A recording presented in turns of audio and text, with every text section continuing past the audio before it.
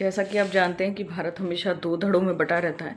तो एक धड़ा तो लेफ़्ट विंग का है और लेफ़्ट विंग प्रो इस्लाम रहती है, तो प्रो पाकिस्तान जो चैनल हैं या सीधे सीधे पाकिस्तान के जो चैनल्स हैं उनको अनबैन कर दिया गया है। और राइट विंग इस पे बहुत नाराज़ है कि ऐसा कैसे कर दिया, उनको अनबैन नहीं कर सकते। उनको अनबैन करने का मतलब ये है कि हम जो देशभक्ति के लिए इतना कुछ बोल रहे थे या पाकिस्तान के अगेंस्ट इतना कुछ बोल रहे थे वो तो व्यर्थ चला गया। फिर दिलजीत पर नाराज़ होने की क्या ज़रूरत थी। देखिए ये जो है इस पे मेरा टेक बिल्कुल डिफरेंट है कि अनंत काल तक संभव नहीं था पाकिस्तान के चैनल्स को बैन करना।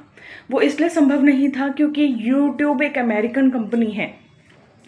अमेरिका की किसी कंपनी को या विदेश की किसी कंपनी को जो है भारत सरकार ये कह सकती है कि देखिए ये हमारे कानून के विरुद्ध है, ये ऐसा है, ये हमें नहीं करना है।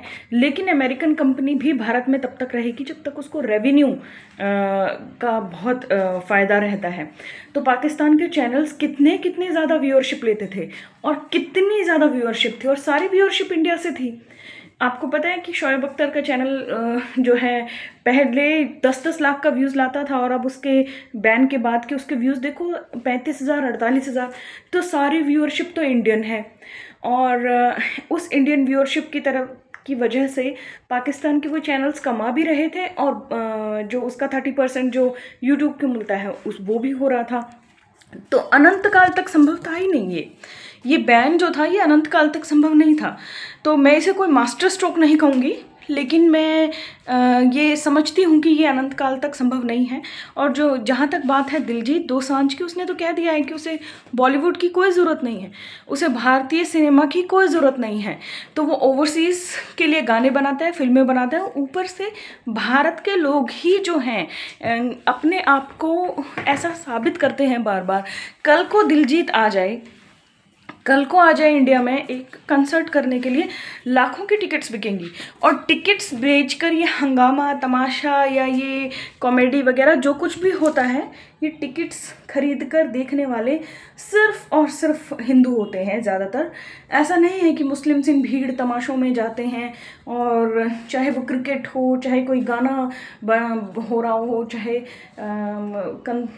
जो कंसर्ट्स हो रहे हों, कोई इक्का दुक्का जाते होंगे, पर ज़्यादातर जो एंटरटेनमेंट का आस्पेक्ट है वो हिंदूज़ ज़्यादा फॉलो करते हैं। क्योंकि हिंदुइज़्म में तो इनग्रेन्ड है कि एंटरटेन करना। और जो इस्लामिस्ट हैं वो इन चीज़ों से तकरीबन खुद को दूर ही रखते हैं।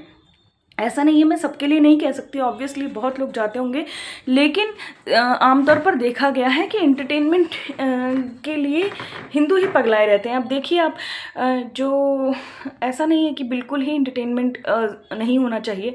अफ़गानिस्तान की तरह नहीं जीवन जी सकते हैं कि जिसमें बाहर निकलने की इजाज़त नहीं है, गाना नहीं बजा सकते। ये कोई इस्लाम में ये गाना बजाना हराम है, ये वाली बात मैं नहीं कह रही हूँ, लेकिन मैं ये कह रही हूँ कि हिंदूज़ जो हैं एंटरटेनमेंट को अपने सर पर चढ़ा लेते हैं, फिल्मों को और कंसर्ट्स को, गायकों को, हर चीज़ को अपने सर पर चढ़ा लेते हैं।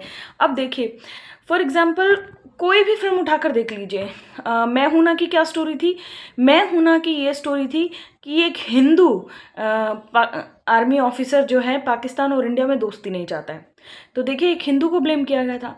दूसरा आप कोई भी फिल्म देख लीजिए, टाइगर जिंदा है, टाइगर, वो सारी सीरीज़ क्या है कि एक रॉ का एक एजेंट मिस ट्रीटमेंट से तंग आ जाता है इंडियन गवर्नमेंट की, और वो आईएसआई के एजेंट्स के साथ मिलके या तो लव अफेयर शुरू करके वहाँ से भाग जाता है, अपनी कंट्री के लिए सीरियस नहीं होता, या फिर वो आईएसआई के ऑफिसर्स के साथ मिलके कोई एंटी टेररिज्म ऑपरेशन में हिस्सा लेता है। ये इस तरह की ऊटपटांग सी कहानियाँ कहाँ पे हिट होती हैं? इंडिया में हिट होती हैं। वहाँ पे जाकर आप मूवीज़ देखोगे तो उनकी मूवीज़ में कभी भी इंडिया को अच्छा नहीं दिखाया जा सकता। And it's not about being a मुस्लिम।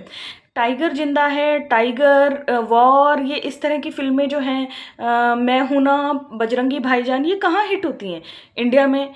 और ज़्यादातर दर्शक कौन होते हैं इसको हिट करवाने वाले? हिंदू होते हैं। प्रो पाकिस्तान के लिए प्यार, इस्लाम के लिए प्यार, ये सारा का सारा जो है कंटेंट इंडिया में होता ही होता है, तो उन लोगों को तो रेवेन्यू मिलता ही है।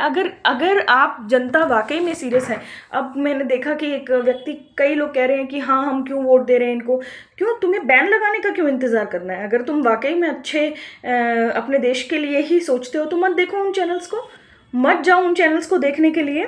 ये बात सच है कि उनका कंटेंट अच्छा होता है, कुछ स्टोरीज उनकी अच्छी भी होती हैं, ना सिर्फ पाकिस्तान की बल्कि टर्की की भी। लेकिन आपको पता है कि पाकिस्तान के सभी सीरियल्स में तो इंसेस्ट प्रमोट किया जा रहा है। इंसेस्ट मतलब कजन्स मैरिज प्रमोट की जा रही है। अब आपको पता है कि मेडिकली कज़न मैरिज जो है, ख़ासतौर पर जो एक ही फैमिली में बार बार शादियां होती रहती हैं, उससे जेनेटिक बीमारियां होती हैं। और जहां पर ये पहले होता भी था, वो लोग भी इससे पीछे हट रहे हैं बाकी दुनिया में। लेकिन वो लोग तो इसको ग्लैमराइज कर रहे हैं। पाकिस्तान के सीरियल्स में तो कज़न मैरिजेस को ग्लैमराइज किया जा रहा है, आइडलाइज किया जा रहा है, रोमांटिसाइज किया जा रहा है, सारी कहानियाँ इसके इर्द गिर्द घूम रही हैं। तो आप ऐसे सीरियल्स देखते हो, हाँ वो घरेलू सीरियल्स बनाते हैं, उनके सीरियल्स बहुत लंबे नहीं चलते, इसलिए भी इंडियन दर्शक पसंद करते हैं। लेकिन तुम पर भी तो डिपेंड है, अगर अनबैन हो गया है तो कि तुम मत देखो।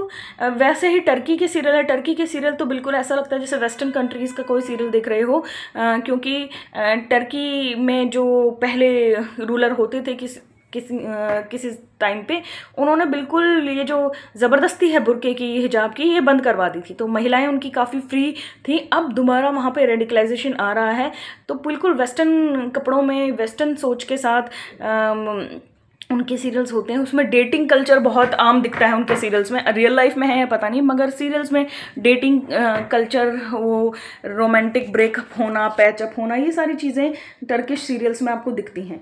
तो आपकी मर्ज़ी है, आप ऐसे कंटेंट को देखना चाहें देखो, वरना बहुत कुछ पड़ा है नेटफ्लिक्स पे, बहुत कुछ कंटेंट की कोई कमी नहीं है।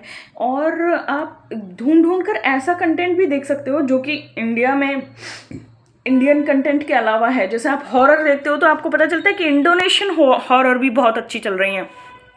बहुत सारा जो है ढूंढने से आपको मिल जाता है, आप किताबें पढ़ सकते हो, तो एंटरटेनमेंट की कमी तो नहीं है। लेकिन गवर्नमेंट से उम्मीद करना कि वो किसी अमेरिकन कंपनी को कह के अनंत काल के लिए, हमेशा के लिए चैनल्स बंद करवा देगी, ये सब बकवास बातें हैं।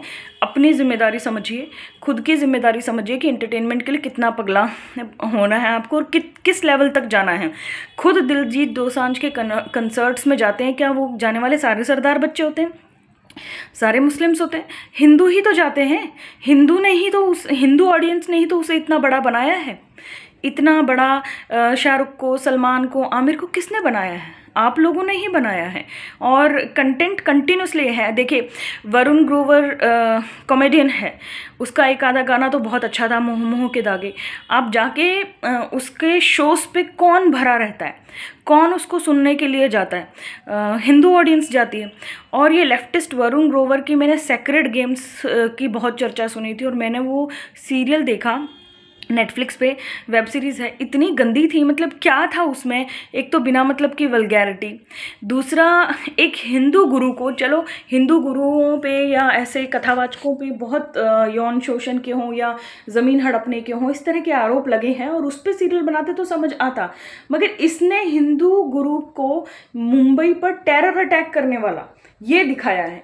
अब हिंदू आतंकवाद की जो झूठी थ्योरी है, जो कि कांग्रेस गढ़ने की कोशिश कर रही थी, उस पर किताब भी निकाली थी 26/11 के आतंकवादी हमले के बाद, तो उस थ्योरी को प्रमोट करने की कोशिश कर रहा है ये, और हिंदू उसको हिट कर रहे हैं।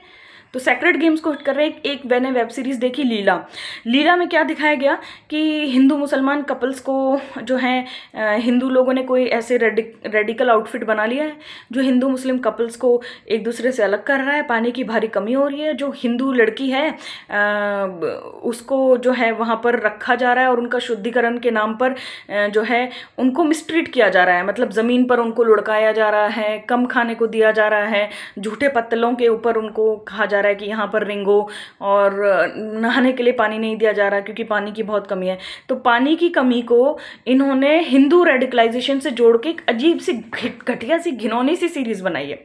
अब महिलाओं का इतना दमन और इतना शोषण कहाँ पर है? है किसी हिंदू कल्चर में या सिविलाइजेशन में दिखता है आपको? कंपेयर करो, तुलना करो। आप बहुत सारी चीज़ों को तो कहेंगे कि हाँ हाँ है भाई, दहेज है, पहले किसी ज़माने में सती भी था, और कन्या भ्रूण हत्या भी कुछ हिस्सों में है, पिछड़े इलाकों में, या बेटे के प्रति ज़्यादा मोह है। हाँ, ये चीज़ें हैं। तुलना करो आप पाकिस्तान से, अफ़गानिस्तान से, ईरान से। क्या उतना जो जितना ऑप्रेस किया गया है वैसे है कि आपने ऐसे कपड़े ही पहनने हैं? जो है माशा अमीन के बारे में पता करो कि उसका दुपट्टा ढीला होने पर उसको पीट पीट के मार डाला गया था, दुष्कर्म उसके साथ करके उसको मार डाला गया था। फिर पूरे ईरान में जो है उसके विरुद्ध प्रदर्शन शुरू हो गए। जो इस्लामिक मिलिट्री पुलिस है, जो ज़बरदस्ती महिलाओं को अपना सर ढकने के लिए कहती है, उसके खिलाफ कैसे काले तंबुओं में इतनी गर्मी में औरतों को लपेट के रखना होता है। अफ़गानिस्तान में शिक्षा का अधिकार ले लिया है, अफ़गानिस्तान में नौकरी करने का, बिजनेस चलाने का अधिकार ले लिया है। अफ़गानिस्तान में एक उंगली नहीं दिखा सकते, शटलकॉक बुर्के की वो हो गई, पाबंदी हो गई कि वही पहनना है। दूसरा, बाहर जाने की इजाज़त नहीं है। औरतें डिप्रेशन में हैं, बाहर उनको पढ़ने की, किसी भी कोई भी काम करने की इजाज़त नहीं है। घर से बाहर निकलना है तो आदमी के साथ निकलना है। तो इतनी कैद जो अफ़गानिस्तान में है उस पर बना रहे हैं क्या हमारे बॉलीवुड वाले कोई सीरियल्स? नहीं बनाएंगे, क्योंकि उनका पूरा का पूरा कंटेंट जो है, पूरा का पूरा सिस्टम जो है एंटी हिंदू रहता है और प्रो इस्लाम रहता है। अब आप इन हिंदू वामपंथियों की मूर्खता देखिए। हिंदू वामपंथी कहते हैं कि हम तो एथिस्ट हो गए जी, हम तो एथिस्ट हो गए, एथिस्ट हो गए, पगलाए रहते हैं एथिज्म एथिज्म चिल्ला के। लेकिन ये प्रो इस्लाम हो जाते हैं, ये हिंदू धर्म का मजाक उड़ा देते हैं। और मुझे लगता है कि कोई भी चीज़ मजाक से परे नहीं होनी चाहिए। चलो ठीक है, उड़ा दिया, फ्रीडम ऑफ एक्सप्रेशन है, लेकिन एक तरफा फ्रीडम ऑफ एक्सप्रेशन कैसे है? कैसे है ये एक तरफा freedom of expression? Ganesh ji का मजाक उड़ाया जा सकता है, हनुमान जी का मजाक उड़ाया जा सकता है, क्या उड़ते हुए घोड़े का ये मजाक उड़ा सकते हैं? क्योंकि वो इस्लामिक स्टोरी का हिस्सा है। ये नहीं उड़ाते हैं, स्पष्ट तौर पर कहते हैं। इसने कुणाल कामरा ने तो स्पष्ट तौर पे कहा है कि मैं मुस्लिम्स का मजाक नहीं उड़ाऊंगा, क्योंकि इन बेचारों के पास है ही क्या? है ही क्या? दुनिया की सबसे बड़ी स्ट्रीट वीटो पावर, मतलब सड़कों पे आके दंगा करने की और इकट्ठे हो जाने की एकदम से ताकत तो इन्हीं के पास है। मुर्शिदाबाद में क्या हुआ? मुर्शिदाबाद हिंसा हुई, बंगाल का बिल्कुल इस्लामाइजेशन हो रहा है, कश्मीर में हो रहा है, केरला में हो रहा है। केरला स्टोरी फिल्म्स को देखो, ये कहते हैं कि केरला स्टोरीज के अगेंस्ट इन्होंने सारा प्रोपेगेंडा सिर्फ इतना कहकर चलाया था कि जो नंबर बोला गया था 32,000, इट्स नॉट ऑथेंटिक। लेकिन जो जिन 3 लड़कियों की कहानी पर थी ये फिल्म, उन 3 लड़कियों के तो परिवार वाले भी आकर फिल्म के एंड में बताए हैं कि हाँ ये घटनाएं हुई थी। 3 में से 2 के बताए हैं। शालिनी के, जो शालिनी कैरेक्टर हैं, उसके पेरेंट्स आकर नहीं बताए कि ऐसा ऐसा हुआ। लेकिन बाकी जो कन्वर्जन है बड़े पैमाने पर हो रहा है।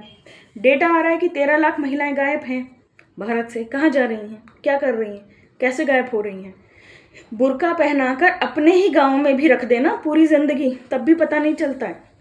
इस तरह से नाम बदल बदल कर फंसाना वाली बात तो जग जाहिर है। यूके में ग्रूमिंग गैंग्स हैं, पाकिस्तानी मुस्लिम ग्रूमिंग गैंग्स हैं, जिन्होंने अंग्रेज़ बच्चियों को टारगेट किया है, उनको नशे की लत लगा लगा कर उनके साथ जो है दुष्कर्म इत्यादि किया है, रेप गैंग्स बनाए हैं। उस पर इनका कोई भी रिएक्शन नहीं आएगा। अजमेर शरीफ में 1990s में वैसा हुआ था। अजमेर शरीफ जो कांड है उसमें ऐसा हुआ था कि हिंदू लड़कियों को स्पेसिफिकली टारगेट किया गया था।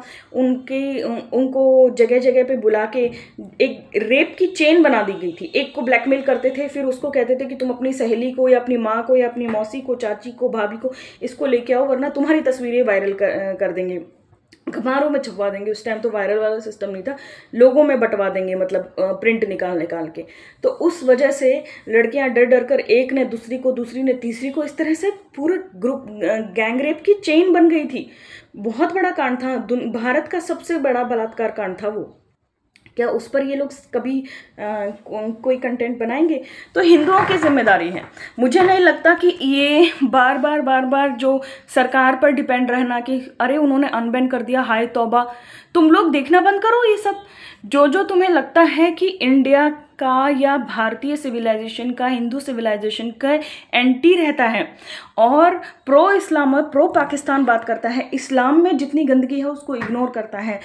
जैसे पाकिस्तान, अफगानिस्तान और ईरान में जितना महिला ऑपरेशन, दमन है उसको इग्नोर करता है, और यहाँ का जो यहाँ पे जो वुमेन ऑपरेशन है उसको बहुत हाईलाइट करता है।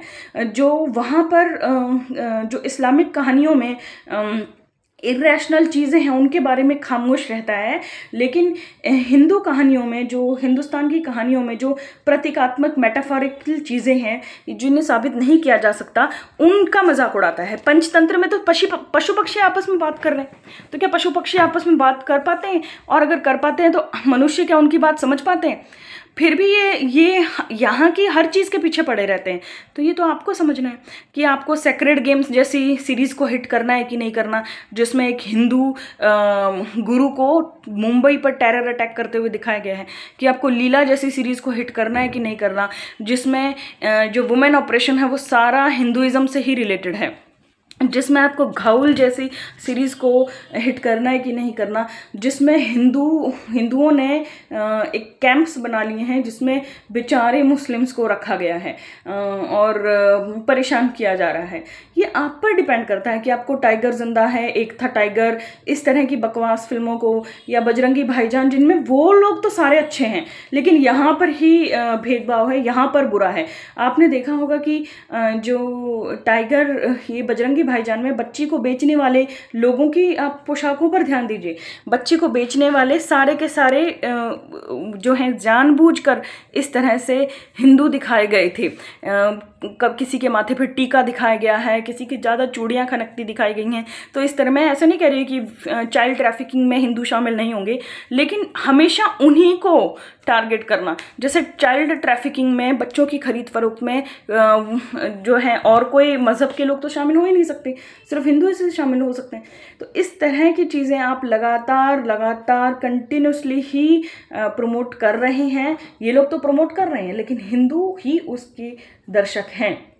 अब देखते हैं, ARI डिजिटल अनबैन हो गया है, शोएब अख्तर समेत सभी पाकिस्तानी यूट्यूबर्स के चैनल अनबैन हो गए हैं। उनकी व्यूअरशिप जो 20-20 हज़ार, 35-35 हज़ार, 48 हज़ार, 50 हज़ार से नीचे रहती थी, वो लाखों में किसकी वजह से जाएगी, देखते हैं। तो आप इसके बारे में क्या कहना चाहते हैं, आप कह सकते हैं।